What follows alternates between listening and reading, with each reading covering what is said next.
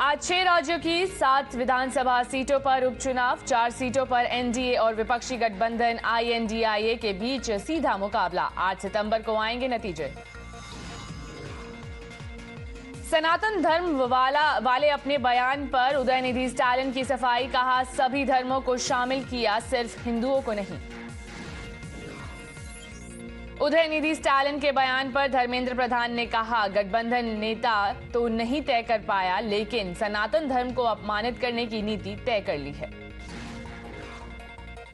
उदयनिधि स्टालिन की विवादित टिप्पणी पर रक्षा मंत्री राजनाथ सिंह का बयान। कहा, सनातन के बारे में राहुल, सोनिया, खड़गे के बीच की सोच दिखाता है।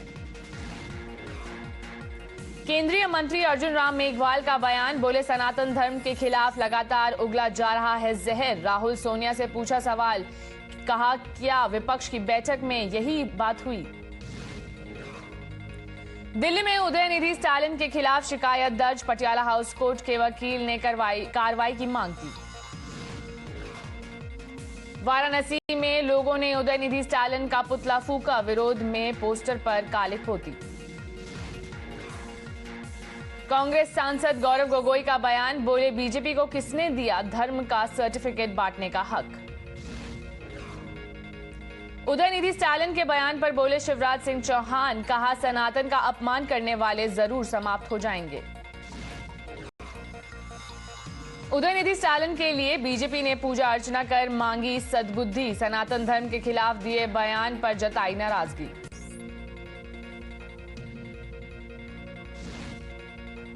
बीजेपी नेता सुशील मोदी का बयान। कहा, योजनाबद्ध तरीके से हिंदू धर्म को अपमानित किया जा रहा है। उदयनिधि स्टालिन के बयान पर बोले चिराग पासवान। कहा, क्या मुंबई की बैठक में सनातन के विरोध में सहमति बनी?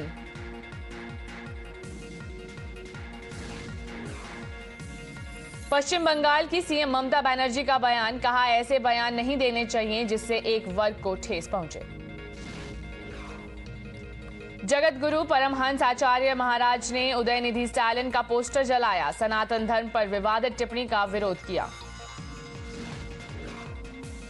बीजेपी नेता कैलाश विजयवर्गीय का उदयनिधि स्टालिन को जवाब। कहा, सनातन धर्म को इस देश से कोई खत्म नहीं कर सकता। आगामी G20 समिट से पहले दिल्ली पुलिस की भारत के राजधानी में वाहन चेकिंग प्रक्रिया जारी। जालना हिंसा मामले में 17 एफआईआर दर्ज। 3000 से ज्यादा लोगों पर दर्ज हुआ मामला। जालना लाठीचार्ज पर डिप्टी सीएम देवेंद्र फडणवीस ने जताया दुख। मामले की उच्च स्तरीय जांच के आदेश दिए। महाराष्ट्र के सीएम एकनाथ शिंदे का बयान। कहा, व्यवस्थित तरीके से सुलझाएंगे मराठा आरक्षण का मुद्दा। आज पीएम मोदी से मुलाकात कर सकते हैं सीएम योगी। राम मंदिर उद्घाटन कार्यक्रम के संबंध में होने वाली बैठक में शामिल होंगे। संभावित राज्य मंत्रिमंडल के फेरबदल पर भी हो सकती है चर्चा।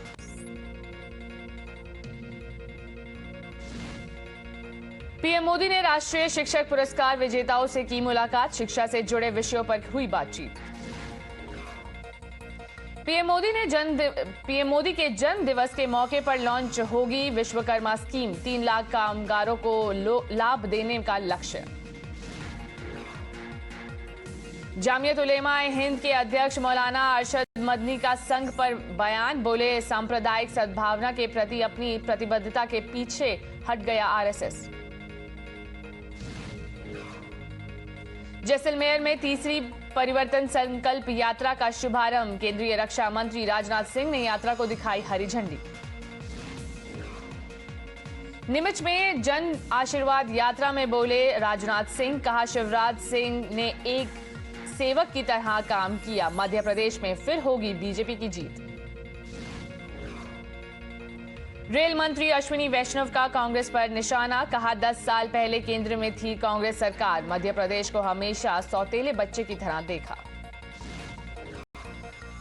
आज मध्य प्रदेश के मंडला में जन आशीर्वाद यात्रा को हरी झंडी दिखाएंगे अमित शाह। मंडला स्टेडियम ग्राउंड में जनसभा को करेंगे संबोधित। असम के सीएम हिमंता बिस्वा शर्मा ने जेपी नड्डा से की मुलाकात। ट्वीट कर लिखा, राज्य सरकार की योजनाओं के बारे में दी जानकारी। सीएम योगी से मिले नोबेल पुरस्कार विजेता कैलाश सत्यार्थी, मुख्यमंत्री आवास पर हुई मुलाकात। संसद के विशेष सत्र से पहले आज कांग्रेस पार्लियामेंट्री स्ट्रैटेजी ग्रुप की बैठक। सोनिया गांधी के आवास पर होने वाली बैठक में वन नेशन वन इलेक्शन पर तय होगी रणनीति।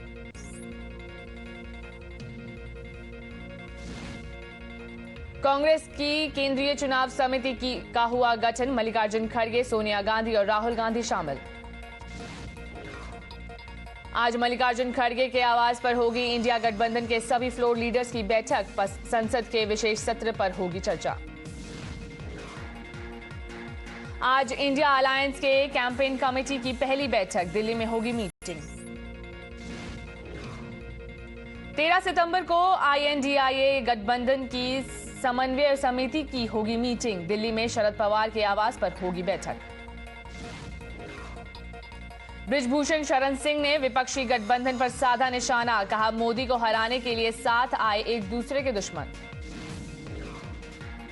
शिवलिंग के पास हाथ धोने पर सतीश शर्मा ने मांगी माफी, कहा सपने में भी सनातन का अपमान करने की नहीं सोच सकता।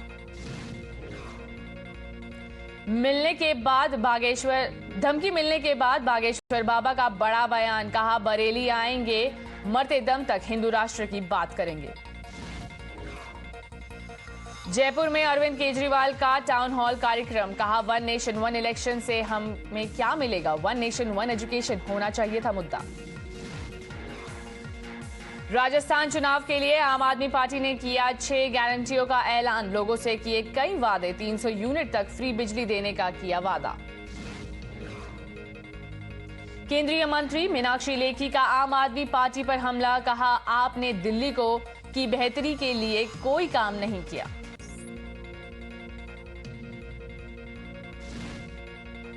घोसी उपचुनाव को लेकर अखिलेश यादव की चुनाव आयोग से अपील, ट्वीट कर लिखा कृपया देखें कि समाजवादी पार्टी के खिलाफ मैदान में बीजेपी के साथ सरकारी तंत्र भी। टाइम्स नाउ से प्रशांत किशोर ने की खास बातचीत, बोले एक देश एक चुनाव से कोई दिक्कत नहीं, यूपी में कमजोर दिख रहा है विपक्षी गठबंधन।